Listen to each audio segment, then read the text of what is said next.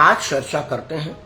आप सबने देखा होगा, मैं भी कई चैनलों पर था कि आज एसआईआर स्पेशल इंटेंसिव रिवीजन के विरुद्ध में वोट कटवा के नाम पर, वोट चोरी के नाम पर जो हंगामा हुआ, आज चुनाव आयोग ने कहा कि भाई आपको कोई आपत्ति है, कोई सुधार है तो आपका स्वागत है, आइए और हमको बताइए। लेकिन चूंकि वहां पर 5, 10, 20, 50 आदमी जाते तो अपनी बात बढ़िया से रख पाते, तो चुनाव आयोग उनको समझा पाता। नेता लोग इस बात को जानते हैं कि इसमें तो कुछ बात ही नहीं है, तो हम कहेंगे क्या। तो इसीलिए उन्होंने इसको हंगामा के रूप में, रैली के रूप में सैकड़ों लोग जाने को तैयार हो गए, ताकि चुनाव आयोग मजबूरी में कह दे भाई मेरे कमरे में जगह नहीं है 200 लोगों को बैठने का, तो हम बताएगा सड़क पर तो ये हो नहीं सकता। तो यह एक राजनीतिक चाल थी कि भाई आप जाने से बच जाएंगे और हंगामा करके पूरे देशवासी को बता देंगे कि सरकार वोट कटवा है, वोट चोरी करती है। हालांकि इसमें भी विशुद्ध रूप से राजनीति हुई, अपना अपना सह और अपना अपना मात का खेल खूब हुआ। एक बात बताना बड़ा जरूरी है, समाचार चैनल पर इस बात का विश्लेषण नहीं आया है, और आप सबको पता है कि मैं उन्हीं विश्लेषण बताता, सुनाता, दिखाता हूँ जो और चैनलों पर या तो होता नहीं है या होने नहीं दिया जाता है। तो विश्लेषण यह है कि राहुल गांधी का जब सुबह सुबह बयान आया कि भाई एसआईआर पर आप क्या कहना चाहेंगे, राहुल गांधी ने अपना बयान दिया कि चोरी है, इसमें कुछ कहने लायक बात नहीं है, वो सब वगैरह वगैरह। दूसरा मौका मिला समाजवादी पार्टी के मुखिया, उत्तर प्रदेश के पूर्व मुख्यमंत्री अखिलेश यादव को। अखिलेश यादव ने कांग्रेस की सारा गेम को ही पलट दिया। राहुल गांधी की सारी मैदान 2 बार मारा, एक बार पत्रकार को संबोधित करते हुए और एक बार वो बैरियर लांघते हुए। पहले पत्रकार के संबोधन में करते हैं। राहुल गांधी ने कहा कि देखिए, कर्नाटक से राहुल गांधी ने यह जो डाटा निकाला है उससे साबित होता है कि चुनाव आयोग ने वोट चोरी की है। तो यह मौका है कि कांग्रेस की सरकार है वहां पर, और उसे इस बात की जांच शुरू कर देनी चाहिए और दोषियों को सजा दे दे, वो बीएलओ हो, चुनाव आयुक्त हो, चुनाव अधिकारी हो या ऑब्जर्वर हो। मतलब उन्होंने गेंद सीधा सीधा कांग्रेस के पाले में डाल दिया, और कांग्रेस इससे मुकर नहीं सकती, क्योंकि जो चुनाव से लगे कर्मचारी होते हैं वो मुख्य सचिव के अधीन काम करते हैं, मुख्यमंत्री के नेतृत्व में काम करते हैं। जब चुनाव का घोषणा हो जाता है और आदर्श आचार संहिता लग जाती है, तब उसका नियंत्रण मुख्य चुनाव आयुक्त के हाथ में चला जाता है। और जब तक चुनाव नहीं है, सामान्य स्थिति में वो जो लोग होते हैं वो मुख्य सचिव के अधीन काम करते हैं, क्योंकि बीएलओ लोग स्कूल के मास्टर होते हैं, कोई और सरकारी कर्मचारी होता है, वो सरकार के नेतृत्व में काम करता है। तो जब आप कह रहे हैं कि वहां पर चोरी हुई है, तो चोरी कौन किया है? बीएलओ ने किया है, जिला चुनाव अधिकारी ने किया, ऑब्जर्वर ने किया, तो उसको सजा दीजिए। बकवास क्या कर रहे हैं? लेकिन राहुल गांधी ने यह ना करके पत्रकार वार्ता किया और पूरा मैदान मारा, और अपने यहां 24 से उनके पास वो डाटा थी, वो डिटेल था, और 24 से उनकी सरकार भी थी।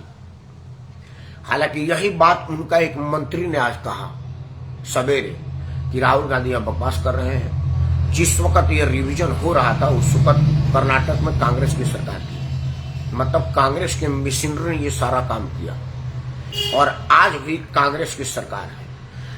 मतलब कांग्रेस की मिशनरी का फेलियर है वोट चोरी का मामला। तो राहुल गांधी की इस बकवास को ध्यान में ना दिया जाए, वो गलत बोल रहे हैं, कोई वोट चोरी हुई नहीं है।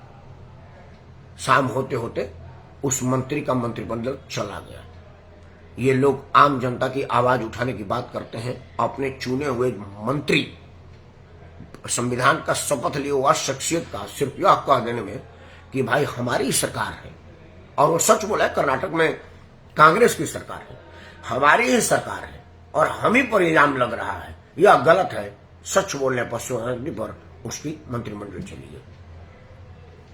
तो अखिलेश यादव अगर उनका अधीन मंत्रिमंडल में होते तो वो भी निकाल दिए जाते। तो अब ये लोग धीरे धीरे बातें स्पष्ट होने लगी है। अब आते हैं एसआईआर का, कि एसआईआर है, स्पेशल इंटेंसिव रिवीजन है या सर दर्द है, इसका इलाज क्या होगा, इसका इलाज कौन करेगा? मित्रों, सबसे पहले तो जो स्पेशल रिवीजन है उसमें बिहार से शुरू हुआ है, और करीब 65 लाख लोगों का मताधिकार हट गया है, मत कट गया है। उसमें चुनाव आयोग ने विधिवत बताया है कि इतने लोग मर गए, इतने लोगों ने पता बदल लिया है और इतने लोगों ने एक से ज्यादा जगह मतदान का पंजीकरण करवाया है और इतने लोग पता नहीं चला कि वो कहां है। जो अनट्रेसेबल लोग हैं वो 1% है, उनका पता नहीं चल रहा है। तो चुनाव आयोग ने जो 25 तारीख को सूची जारी की उसमें ओपन ऑब्जेक्शंस मांगा कि भाई आपका कोई सुधार हो तो दीजिए, अगर कोई सुझाव हो तो दीजिए, आपकी त्रुटि बस नाम कट गया है, छट गया है या रह गया है, या कोई आपके परिवार के मृतक व्यक्ति की नाम अभी तक लिस्ट में बना है तो कृपया हमको सूचित कीजिए। ऑनलाइन है, ऑफलाइन है, जैसे मर्जी सूचित करिए, कई तरीके हैं, हम इसको सुधार लेंगे। 25 जुलाई से आज 11 अगस्त को करीब 14-15 दिन हो गए। चुनाव आयोग उस प्रोफार्मा को रोज रिलीज कर रहा है अपने वेबसाइट पर। मजे की बात है कि उसमें अब तक एक आदमी ने भी कोई ऑब्जेक्शन रेज नहीं किया है कि हमारा गलती से कट गया है, हमारे परिवार के नाम का गलती से रह गया है या कोई त्रुटि हो गई है। मतलब जिस संस्था को यह करना है वहां पर कोई ऑब्जेक्शन नहीं, कोई जाकर के नहीं कहा। लेकिन जिसे नहीं करना है, जैसे अखिलेश यादव चिल्ला रहे हैं, इनका बिहार में नाम नहीं है। राहुल गांधी चिल्ला रहे हैं, प्रियंका गांधी चिल्ला रही हैं, उनका बिहार में नाम नहीं है। मल्लिकार्जुन खड़गे खूब चिल्ला रहे हैं, उनका बिहार में नाम नहीं है।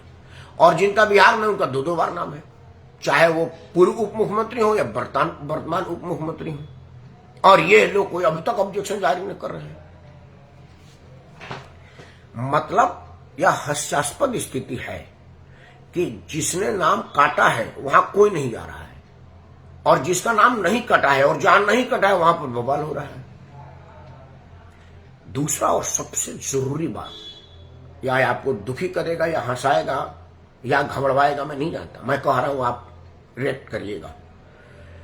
जिस 65 लाख लोगों के वोट कट जाने का बवाल मच रहा है, उस 65 लाख में से कोई 65 आदमी भी इन नेताओं के रैलियों में शामिल नहीं हुए।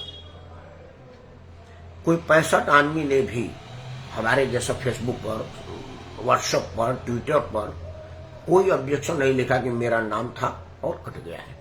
जबकि बिहार का प्रबुद्ध जनता है, बड़े साउंड लोग हैं, पॉलिटिकली साउंड हैं, पढ़े लिखे लोग हैं, मोबाइल ऑपरेट करते हैं, उनमें से किसी ने कोई फेसबुक लाइव भी बना करके नहीं कहा कि देखिए मैं जिंदा हूं, मेरा नाम कट गया। तो अब लोगों को यह बात समझ में आने लगा है।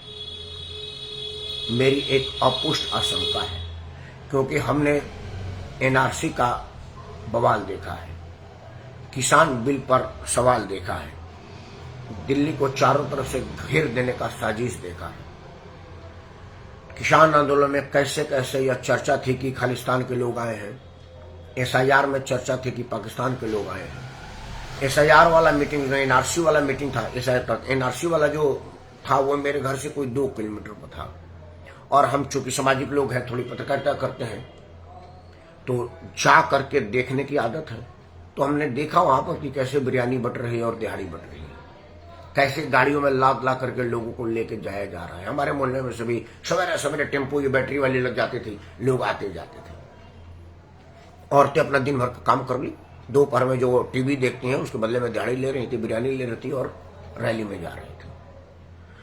जब रैली खत्म हो गया तो भूखमरी के कगार पर है, कहीं से कोई बिरयानी नहीं आ रहा है। तो यह कौन फंडिंग कर रहा था? जॉर्ज सोरोस नाम का एक जानवर का चर्चा चल रहा था। अमेरिका का राष्ट्रपति भारत के प्रधानमंत्री से परेशान है। पाकिस्तान के झड़प के बाद हमारे रणबांकुरे ने जो बहादुरी का परिचय दिया है, हमारे इंजीनियरों, टेक्नीशियनों और साइंटिस्टों ने जो अपने योग्यता का परचम लहराया है, उससे पाकिस्तान की औकात नहीं, अमेरिका की हिली है। और अमेरिका तब से साम दाम दंड भेद लगा रहा है हमारे भारत के प्रधानमंत्री को झुकाने के लिए। और हमारा प्रधानमंत्री नहीं झुक रहा है तो क्या वो कोई और इनडायरेक्ट, कोई नापाक तरीके से कुछ करवाने का प्रयास करेगा क्या? क्योंकि रैली ऐसे ही अन्यास नहीं हो रही है। जिसके लिए हो रहा है वो नहीं है, और जिसके लिए नहीं हो रहा है वो ज्यादा उतावल है। मतलब चाय से ज्यादा केतली गर्म है।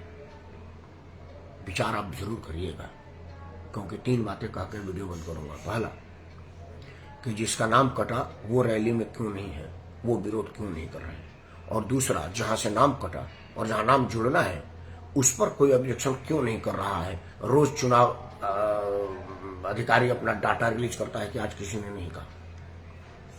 और महत्वपूर्ण कि क्या यह रैली एन केन प्रकेण मोदी को हटा करके खुद को स्थापित करने का प्रयास है और उसके लिए कोई बाहरी शक्ति मदद कर रही है, या यह स्वयं यह उम्मीद कर रहे हैं कि दुनिया अब भारत को घेरने लगी है, मोदी को आलोचना करने लगी है, तो बाहर से वो परेशान करेंगे और अंदर से हम परेशान करेंगे तो मोदी का हाल बांग्लादेश के शेख हसीना जैसा होगा। लेकिन वो भूल गए हैं कि वो शेख हसीना थी, ये हसीना नहीं है, ये मोदी है। और मोदी है तो कुछ भी मुमकिन है। और कहीं गलती से या मुमकिन मुश्किल में पड़ गया तो फिर योगी वाला यकीन से आप कैसे झेल पाएंगे। इसलिए बहुत कठिन है डगरपन घटकी, ना भर पाएंगे आप जमुना समट के, क्योंकि आपका मन पावन पवित्र नहीं है और जमुना बहुत पावन पवित्र है। अगर आप समझते हैं कि मेरा सुझाव सही है, आशंका जायज है, तो सबसे पहले तो आप अपना आशीर्वाद स्वरूप मुझे इस वीडियो को लाइक करें, चैनल को सब्सक्राइब करें और इसे अपने सभी समूह में साझा करें ताकि समस्या अपने समाधान को प्राप्त हो। इन्हीं उम्मीद, इन्हीं मनोकामना के साथ मैं राकेश कुमार आप सबको सादर प्रणाम करता हूँ। जय हिंद, वंदे मातरम और भारत माता की जय।